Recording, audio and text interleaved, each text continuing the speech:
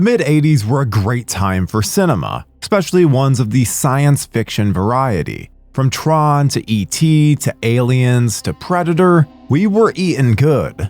So good, in fact, that some movies were lost in the awesome sauce. Today's film is one of those little gems that should have been remembered but wasn't. It's the story of a film that had it all, from science fiction to action to robot-fueled horror. It featured the greatness of Tom Selleck and his even greater mustache attempting to save his young son from a murderous member of the band Kiss. No, seriously. This weird, lovable, and sometimes frightening science fiction movie was written and directed by the man behind such properties as Jurassic Park and Congo. It features homicidal home appliances, gigantic future guns with heat-seeking bullets the size of a Taco Bell burrito, and a whole lot of 80s tech aesthetic. All these wonderful toys, and yet it would flop at the box office and fall into general obscurity due to some Terminator-sized bad timing.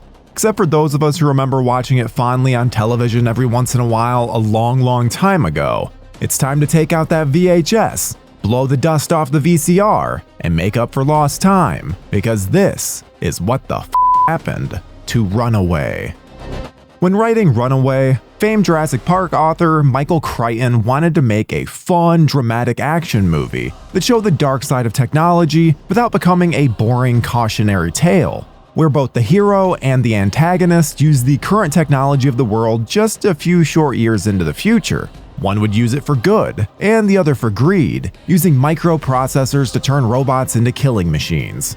Crichton wanted to depict the choices technology would offer us in the future and paint a picture of how they could lead us to both good and evil. It's not necessarily a giant Nostradamus-sized prediction to say that technology could shape the future for better or worse. But as we currently fight each other over AI morals on the cusp of it possibly taking over the world, it feels like he nailed it.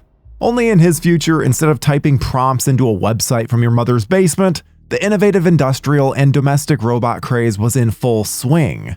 One thing Crichton always hated about the movie industry was the time and manpower it took for a studio to figure out how much the budget for a prospective movie was going to be based on the script. So for Runaway, the Harvard graduate who paid for his medical degree while writing banger award-winning novels on the side, hired some programmers to create a simulation program on an IBM. For example, when the studio wanted to see how much it would cost to film Runaway in Los Angeles, it took a team of humans around 9 days to come up with a number. To figure out the cost of shooting in Canada, where they ended up filming most of the movie, Crichton and his program were able to come up with a number in just a single day.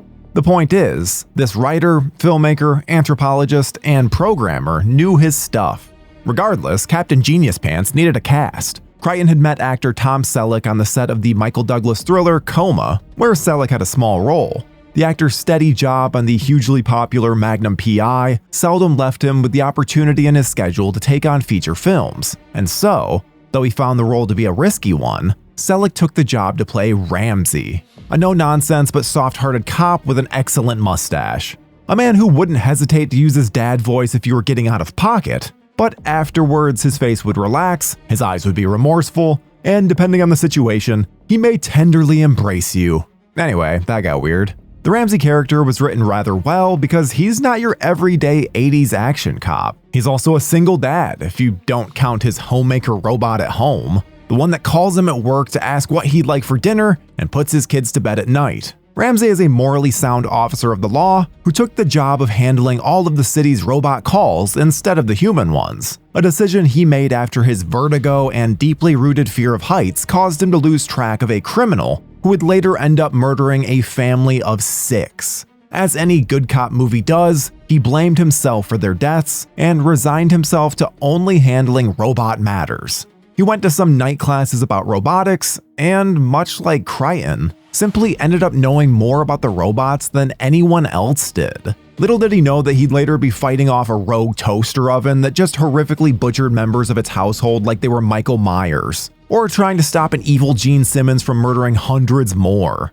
That's right, Free Jack might have Mick Jagger, but Runaway gets Kiss frontman Gene Simmons, who trades in his big tongue for an even bigger gun. Simmons had been looking for an acting role for a while, but only if he could play against type. The roles he had been offered in the past glommed on too closely to his rock star persona, including an offer for a role in the film Flashdance. Simmons wanted to play something dark and serious, stating that he understood brooding characters more than splashy ones. To play Luther, Crichton advised Simmons not to memorize the script or train with his acting coach. He wanted him to feel natural and bring something unusual to the table. And that he did. When watching Runaway as a kid, I had no idea that was a rock god scaring the crap out of me on screen. I just saw an extremely frightening man sweating and doing evil.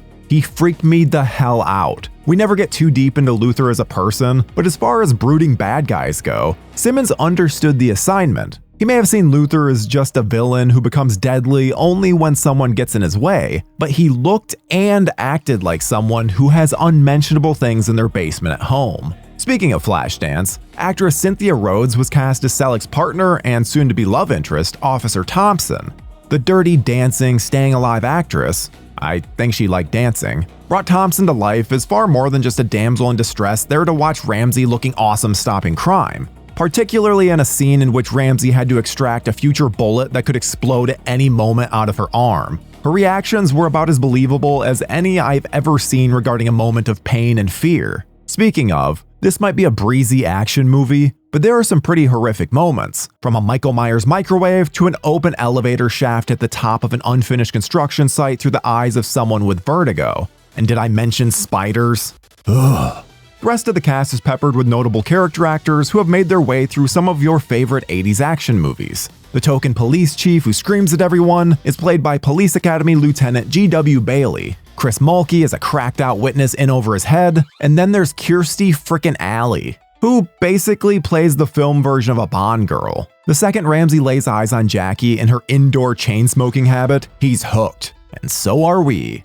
She plays half victim, half love interest to Luther, and all smoke show. Well, before she gets axed in a most heinous way. Finally, just a fun footnote here, actress Anne-Marie Martin, who plays Hooker at Bar, blame IMDb, not me, went on to write the 1996 classic Twister. It was the only film she ever wrote, probably due to the fact that she was married to Crichton at the time.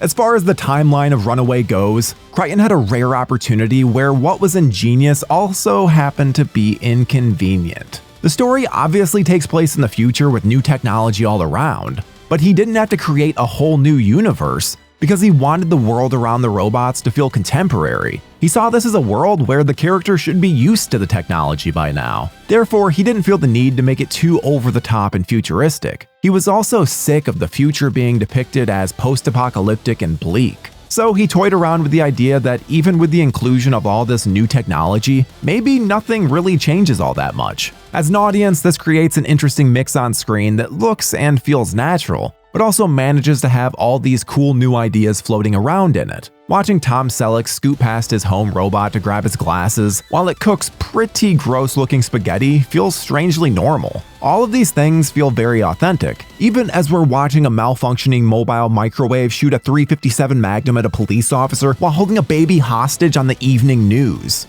Or a KNEX set robot shaking its freaky little robot feet at you before it attacks. Haunting, I tells ya.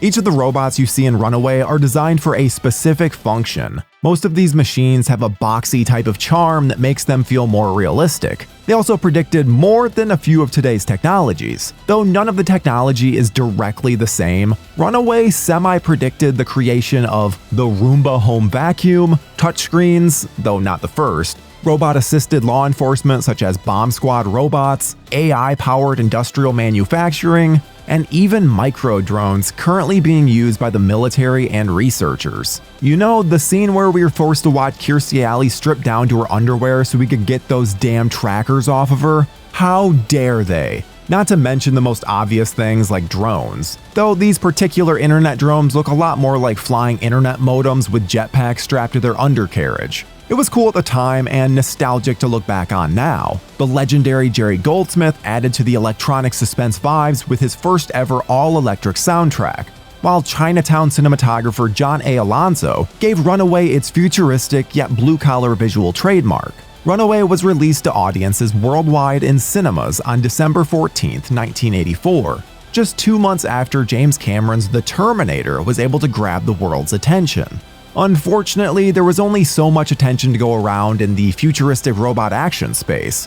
Not to mention the fact that Runaway released the same weekend as John Carpenter's Starman and David Lynch's Dune. Plus, it didn't help that Beverly Hills Cop was just a few weeks old and still in theaters. This was simply a case of poor timing more than anything else, which is a shame for Runaway. The film is charming, suspenseful, and even frightening at times. The final set piece featuring Selleck fighting both his fear of heights and a deranged lunatic while trying to save his son has just about everything you'd want in an ending, whether it be action, horror, or science fiction.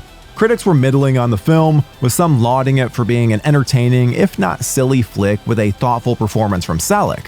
Others disregarded it as another paint-by-the-numbers 80s cops and robbers flick.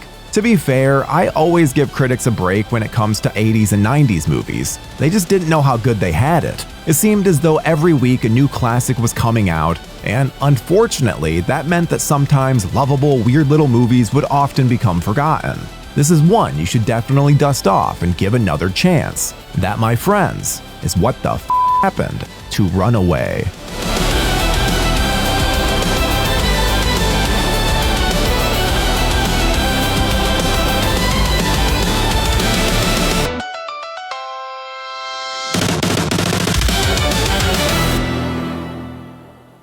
Thank you for clicking on our video, everybody. If you like what you saw here, please make sure you like the video and subscribe and share with your friends who like this sort of content. JoBlo was created by movie fans for movie fans, and we appreciate your support.